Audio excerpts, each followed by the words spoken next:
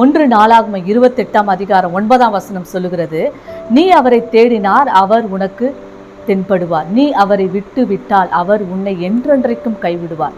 ஆமென், அல்லேலூயா. இந்த காலம் ஆண்டவரோடு நாம் தனித்து நாம் ஜெபிக்கிற ஒரு காலம். அல்லேலூயா. கடைசி காலமா இருக்கிறது. அவரோடு நாம் தனித்து ஜெபிக்கிற ஒரு காலம். அல்லேலூயா. அவரை தேடுகிற ஒரு காலம். இந்த நாட்களிலே நாம் எதையோ தேடிக்கொண்டிருக்கிறோம். கூகுளில் நெட்டிலெல்லாம் போய் எதையோ தேவையில்லாத காரியங்களை தேடிக்கொண்டிருக்கிறோம். ஆனால் இந்த நாட்களில் விசேஷமாய் நாம் ஒரு தீர்மானம் எடுப்போம். கர்த்தரை தேடுவேன், நான் கர்த்தரை தேடுவேன், அவருடைய முகத்தை நான் தேடுவேன் என்பதாக நாம் ஒரு தீர்மானம் எடுத்து அவருடைய முகத்தை தேட நம் நேரத்தை செலுத்தும் பொழுது, நேரத்தை ஒதுக்கும் பொழுது, நம்மை அர்ப்பணிக்கும் பொழுது தேவன் நம்மை அநேக காரியங்களினாலே ஆசீர்வதிக்கிற தேவனாய் இருக்கிறார். ஹல்லேலூயா.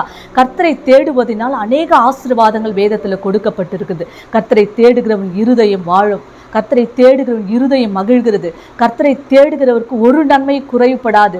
கர்த்தரை தேடுகிறவர்கள் மகிழ்ந்து சந்தோஷம் அடைவார்கள் என்று வேதத்தில் போடப்பட்டது. கர்த்தரை தேடுகிறவர் மேல் அவருடைய கரம் நன்மையா இருக்கிறதாம். கர்த்தரை தேடுகிறவர்கள் மேல் அவர் தமது நீதியை வர்ஷிக்க பண்ணுகிற தேவனாய் இருக்கிறார். கர்த்தரை தேடுகிறவர்களை ஒருபொழுதும் கைவிடுவதே இல்லையா. கர்த்தரை தேடுகிறவருக்கு அவர் பலனளிக்கிற தேவனாய் இருக்கிறாராம். கர்த்தரை தேடுகிற சகலவற்றையும் அறிவார்களாம். அல்லேலூயா.